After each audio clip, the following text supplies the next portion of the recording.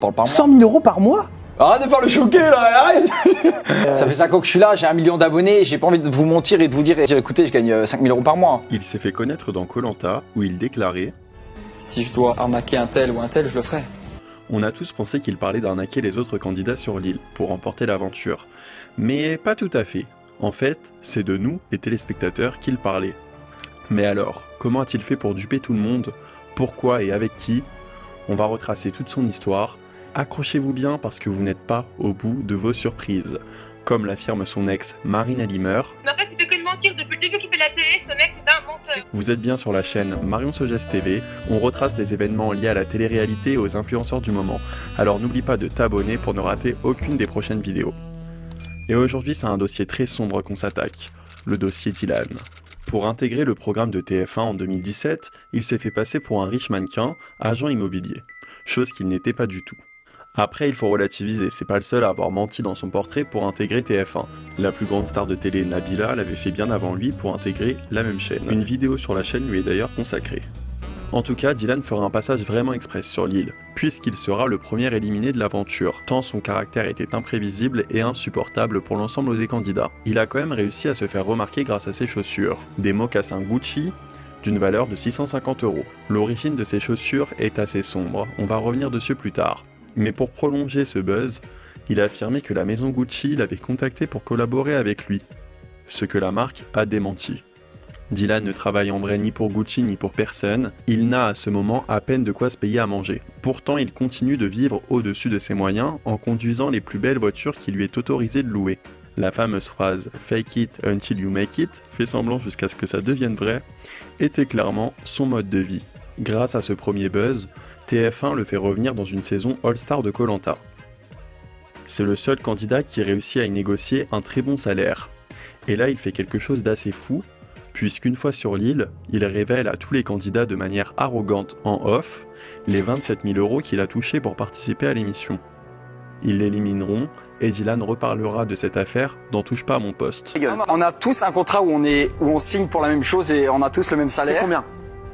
C'est rien, je crois que c'est... Bon, mais tout le monde est payé à peu près 7 000, 10 000, un truc comme ça, mais c'est tout le monde la même chose. C'est beau. Ouais.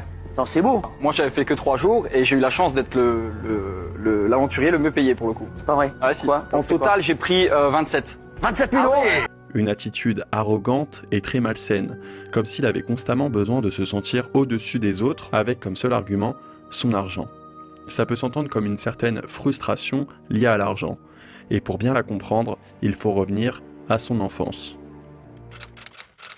Dylan est né le 9 novembre 1994. Ses parents étaient très jeunes et son père les a abandonnés alors que Dylan n'avait pas encore soufflé sa première bougie. Sa mère a donc dû l'élever seule, dans une grande précarité au Luxembourg, qui est un pays riche. Pour vous donner un ordre d'idée, le salaire moyen est presque 2 fois plus élevé qu'en France. Ses camarades d'école ont donc de l'argent, mais pas lui. Ce qui peut expliquer un certain complexe lié à l'aspect financier. Lorsque Dylan a 6 ans, sa mère refait sa vie avec un homme de confession musulmane. Détail important pour le reste de l'histoire. De base chrétienne, elle se convertit à la religion de son conjoint, avec qui elle aura 3 enfants. Le beau-père de Dylan ne lui adresse pas la parole. Il préfère frapper cet enfant qui n'est pas le sien. L'homme sera aussi violent envers la mère de Dylan, qui était alors trop jeune pour lui venir en aide. La vie ne l'a donc pas épargné. Il grandira avec une énorme colère en lui, énervé envers son père qui l'a abandonné, son beau-père qui l'a martyrisé, et envers sa mère qui n'a pas su le protéger. J'ai le cœur noir, il est noir de chez noir. J'ai aucune peine pour rien. Il se fait virer de son collège et a plusieurs problèmes avec la police à cause de vols en tout genre dans les magasins. De ses 18 à 22 ans, il est envoyé à l'armée. L'armée le forge, mais il se rend assez rapidement compte que ce n'est pas fait pour lui. Dylan veut en fait devenir riche et célèbre. Alors c'est un rêve un peu classique, mais dans son cas à lui, il est vraiment prêt à tout pour arriver à ses fins. Avec la très haute estime qu'il a de lui-même, il se dirige vers le mannequinat. Mais il comprend vite que se faire un nom dans ce milieu est compliqué. Alors prêt à tout pour avoir un train de vie luxueux en profitant d'une manière ou d'une autre de son physique, il passe par le chemin le plus court, alliant les deux, l'escorting. Alors on ne sait pas clairement ce qu'il faisait en compagnie de riches hommes âgés dans les quartiers gays du Luxembourg, mais en tout cas ça lui permettait de conduire de très belles voitures et de porter des chaussures à 650 €. Il se serait confié à Pascal dans Koh-Lanta sur ses pratiques qu'il voulait arrêter. On a ce besoin là-bas au bout du monde de parler, de sortir tout ce qu'il y a. Et là, il pleure.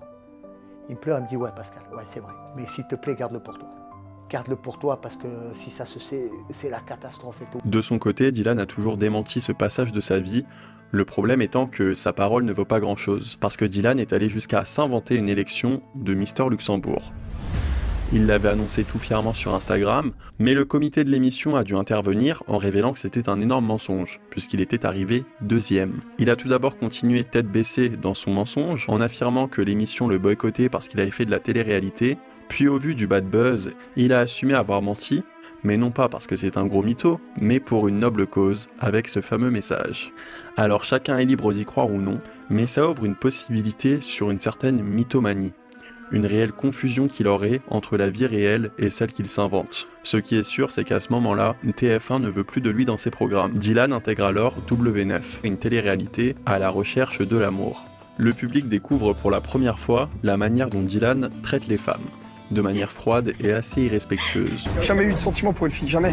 Je suis venue jusqu'ici, j'ai pris l'avion et pour qu'on me le rende comme ça, enfin je sais pas, il y a un moment... Je comprends pas. Elle est très belle cette fille. Eh ben, j'ai pas demandé un poisson non plus. Mais excuse-moi, ça c'est pas un poisson, Dylan. D'ailleurs, l'une d'entre elles lui a balancé la fameuse phrase Et t'as testé avec les garçons? sur le ton de la rigolade, ce qui n'a pas du tout fait rire Dylan.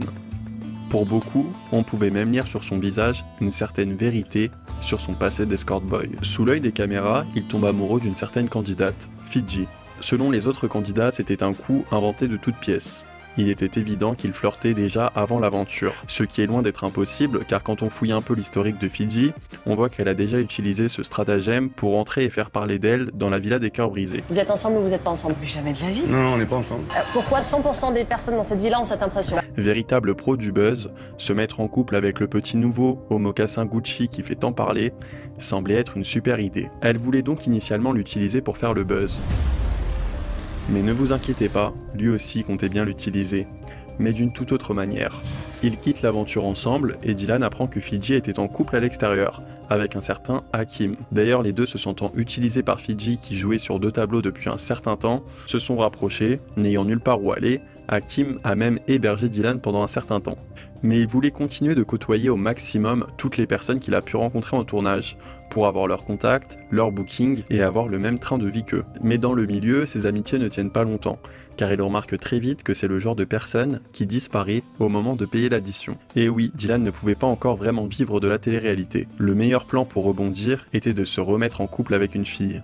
Il contacte et joue alors avec les sentiments d'une des filles rencontrées dans Les Princes de l'amour, Marine Ellimer, qui n'était à cette époque pas autant connue qu'elle l'est aujourd'hui. Ça va très vite entre eux. Il la présente à sa famille et lui parle même de mariage. Mais ce qu'il ne lui dit pas, c'est qu'il continue de voir Fidji. En fait, d'après les révélations de Marine, il avait un plan bien précis à propos de celle qu'il appelait le Chétan, la dépouiller. Il voulait initialement l'arnaquer pour qu'elle paye leur appartement sur Paris pour ensuite la quitter en gardant le bien immobilier. Elle gagnait pas mal d'argent parce que ça faisait longtemps qu'elle était dans la télé. Moi, je venais de commencer. Attendez, 100 000 € par mois, Fidji? Oui. Non, mais c'est un truc de fou quand même. Ouais, c'est... Ouais. Il finit donc par quitter Marine, lui faisant clairement comprendre qu'elle n'avait ni l'argent ni les 1 million d'abonnés qu'avait Fidji. De nouveau ensemble, Fidji et Dylan participent à la bataille des couples. Une scène a littéralement choqué les téléspectateurs puisqu'on voit Dylan cracher au visage d'une autre candidate. C'est parce que je suis un chien. Et ça, c'est un comportement normal. Et en off, c'était pas mieux. Les témoignages sont unanimes. Fidji était un calme presque angoissant, tandis que Dylan était très agressif. Il était homophobe avec l'un des membres de la production, et pour montrer qu'il était haut placé dans cette hiérarchie de la télé-réalité, il se vantait d'avoir une vidéo en sa possession, celle du kidnapping du blogueur Aquababe, fait par le rappeur Maes. Les vidéos ont fuité 3 ans plus tard, et elles ont littéralement retourné internet, tant elles sont violentes. En plus de garder et partager de telles vidéos, il faisait chanter le principal intéressé en story publique. Tu veux que je mette laquelle de vidéo sur toi? Celle où tu marches à 4 pattes? Celle où tu es dans la cave? Tu veux laquelle? Non, tu veux peut-être celle-là où on te met le bâton dans le... Peut-être celle-là. Je vais peut-être publier celle-là, qu'est-ce que t'en penses? Dis-moi, je le fais ou je le fais pas? Dis-moi quoi, babe, entre toi et moi, je la publie ou pas? En plus de cette vidéo qu'il se vantait d'avoir, pendant le tournage, il a encore une fois nargué les autres candidats, mais aussi l'équipe de tournage, quant à son argent. Cette fois-ci, il parlait de 50 000 € qu'il se faisait chaque mois. Ils se sont encore une fois retrouvés à l'écart dans l'émission, mais cette fois, ils ont eu le soutien du public lors de la diffusion des épisodes, Les téléspectateurs voyaient ça comme de l'acharnement subi par les autres candidats. Grâce à cette bonne image, le couple a gagné beaucoup d'abonnés. Ils ont fondé ensemble leur première société de revente de faux AirPods d'AliExpress. Du dropshipping camouflé revendu 10 fois plus cher que le prix d'origine. Leur promotion leur permet de faire des dizaines de milliers de ventes. Si bien que les faux AirPods ont vite été en rupture de stock. Leur site de revente continuait d'encaisser les internautes qui ne recevaient même plus de colis. Le couple de son côté s'est installé dans une énorme villa à Dubaï. Il y a seulement 10 chambres. Mais c'est une honte. Dylan avait donc enfin l'argent et la notoriété qu'il a tant voulu. Le seul problème étant sa copine, qui ne correspondait pas à ses attentes. Il la juge trop molle, pas assez sportive et même trop vulgaire. Il a donc commencé à la critiquer et la faire complexer d'elle-même afin qu'elle corresponde à ses attentes. Selon sa version à lui, il voulait juste la faire glow up. Ça a raison de leur relation puisqu'ils finissent par rompre. Une fois célibataire, il en profite pour faire une nouvelle télé, la Villa des Cœurs Brisés. Pourquoi tu l'aimes bien, Mélanie? Parce que je l'aime depuis le début. Voilà, j'aime tout chez elle. Son physique, pas trop à la base, mais son caractère, il a enlevé son physique. Encore une fois, il montre son caractère sanguin, voire méchant. Il a même réussi à choquer Sarah Frézou. Non mais... C'est hallucinant. Ah non, c'est choquant.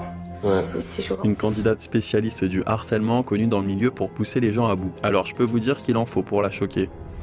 La Love Coach a fini par lui demander de partir, il est revenu l'année suivante dans Les Princes de l'Amour 9. Il a encore une fois été viré par manque de sincérité, cette fois jugé par Magali Berda, qui n'est pas non plus connue pour être la femme la plus sincère et honnête du milieu de la télé-réalité. Ça sera sa dernière participation à une télé. Non pas parce que les productions commençaient à l'éviter, mais plutôt parce que la télé-réalité signait son arrêt de mort. Dylan devait à ce moment, de toute urgence, trouver un moyen de se faire de l'argent avec sa notoriété.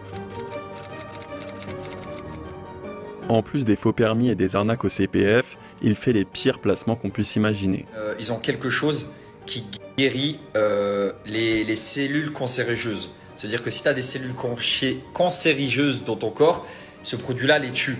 Et en fait, c'est pas vendu en France ni en Europe parce que c'est interdit. Ils veulent pas. C'est beaucoup plus intéressant pour eux que vous ayez à l'hôpital et que vous payez une blinde. Malgré tout l'argent qu'il ramasse grâce à ses placements de produits, il négociait dans les restaurants des plats gratuits en échange d'une pub qu'il annonçait immense.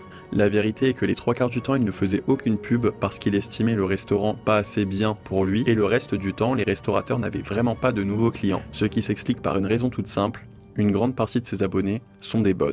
En tout cas, c'est ce que l'enquête de Samzira, qui est très complète, a révélé puisqu'on remarque des grosses incohérences dans les périodes où il gagne des abonnés. Les marques s'en sont rendues compte. Elles n'avaient pas un retour sur investissement à la hauteur du nombre d'abonnés de Dylan. Il a donc commencé à avoir de moins en moins de contrats. Il s'est lancé dans le trading pour investir son argent, mais selon Marc Blatta, il était en lourde perte. C'est à ce moment de désespoir financier, après avoir connu la grande richesse, que Dylan prend un nouveau tournant inattendu et admirable, celui de se rapprocher de la religion. Il renoue contact avec sa mère et se met à partager des tas de sourates et des vidéos où on le voit prier. Sans preuve du contraire, sa démarche est sincère. Mais il faut quand même rester assez lucide et perspicace pour voir qu'avec ce genre de vidéos sur la religion et toutes ces vidéos mignonnes avec sa mère, il est en train de se faire ses propres records de vues, en plus de s'offrir une toute nouvelle image et un nouveau public bien ciblé. C'est avec cette nouvelle audience qu'il se lance dans quelque chose d'honorable, les actions humanitaires. Alors que ce soit bien clair, l'action en elle-même est très belle, et c'est dommage que si peu d'influenceurs profitent de leur audience pour sensibiliser sur ces sujets. C'est surtout dommage que l'un des seuls qui le fasse n'ait pas vraiment les meilleures intentions du monde. Pour bien rentrer dans cette partie qui est la plus sombre des arnaques de Dylan, on va revenir à une anecdote intéressante, révélée bien avant son goût soudain pour l'humanitaire en 2019 par une de ses collègues de tournage. C'est vrai qu'on était en République dominicaine, c'est un pays pas très riche, et c'est vrai qu'à chaque fois qu'on allait en épreuve, on voyait des enfants qui n'avaient pas grand-chose. Oliver, c'est vrai qu'il a dit « ouais, il y a plein de gâteaux qu'on mange pas, on peut les donner aux enfants quand on va aux épreuves ». Dylan a demandé « ouais, est-ce qu'on peut nous filmer pour faire ça ?» Oliver lui a dit « t'as pas besoin d'être filmé pour faire ça ». Je pense que vous avez compris où je veux en venir. Les missions ont commencé au Sénégal. Il collaborait avec une association pour la construction d'un puits. C'est à ce moment qu'il a créé sa première cagnotte. Les sous de la cagnotte allaient directement sur le RIB de Dylan et non sur celui de l'association, ce qui donne aucune trace sur l'argent distribué. Moundir, habitué aux actions humanitaires, a directement pointé du doigt Dylan, parce qu'il y avait aussi des histoires d'impayés, d'usurpation d'identité quant au vrai donateur, qui se trouvait être un riche couple sénégalais et non Dylan. Le maire de la ville, qui est selon Dylan raciste, l'a menacé. Les autorités sénégalaises voulaient également l'auditionner, ce qui a précipité son départ du Sénégal. Il se défendait en expliquant qu'il n'est juste pas trop paperasse et qu'il voulait directement passer à l'action. Je suis sur le terrain et tu sais, tous les jours, je pleure pas, mais sur le terrain parce que je garde la face à eux. Mais tu sais, tu vois des gens qui n'ont pas d'eau et que toi, tu te prennes ta story sur ton canapé comme ça. Moi, je suis musulman, tout le monde le sait, c'est ma religion. Dieu va s'occuper de lui pour moi. Il s'est joué sur la corde sensible et ça marche. Ses vidéos d'explication sont crédibles. Il fait des millions de vues et atteint enfin son million d'abonnés. Mais à son retour à Dubaï, quelque chose intrigue son ancien ami Marc Blatta, qui le défendait pourtant corps et âme quant à toutes ses premières polémiques autour de la cagnotte. Alors qu'il avait des problèmes financiers avant le départ, il s'achète une montre à 5000 €, beaucoup d'habits de luxe et voulait même acheter une Lamborghini à 300 000 €. Le rapprochement avec les fameuses cagnottes intraçables se fait donc assez rapidement. Il se fait attaquer par le rappeur Booba sur cette affaire. Au lieu de répondre par des faits et des preuves, il lui propose un octogone. Combat de boxe qu'il fera finalement avec un autre candidat, Benji, et qu'il perdra. L'argent de cet événement devait d'ailleurs venir en aide à la Palestine, et vous vous en doutez, c'est Dylan qui s'est chargé de reverser l'argent, dont aucune trace de don n'a été établie. Il s'est ensuite envolé au Maroc, avec une autre association. Ce fut un séjour express, puisqu'il s'est cassé le nez après s'être battu avec 3 membres de l'association, qu'il accusait de ne rien faire d'autre que filmer. La directrice du groupe a tenu le même discours. Selon Dylan, par contre, le problème venait de leur côté. Il devait donc fonder sa propre association pour vraiment sauver le monde à sa manière. Il créa alors l'association Pour nos enfants et s'envole à Madagascar. Ceux qui l'ont vu en action en témoignent. Il voulait tout filmer et ne vivait que pour les caméras. Tu ne vis que pour les caméras. En fait, il y a une part malsaine dans ce besoin de tout ramener à lui en se faisant passer pour un héros. Comme si tout ce qu'il faisait était fait pour gonfler son ego personnel et non pas fait avec le cœur. Il y a un terme à ça, le white savior. Le fait qu'une personne blanche et privilégiée voyage dans des pays du Sud pour se mettre en scène en tant que sauveur et sauveuse à travers des photos et publications sur les réseaux sociaux.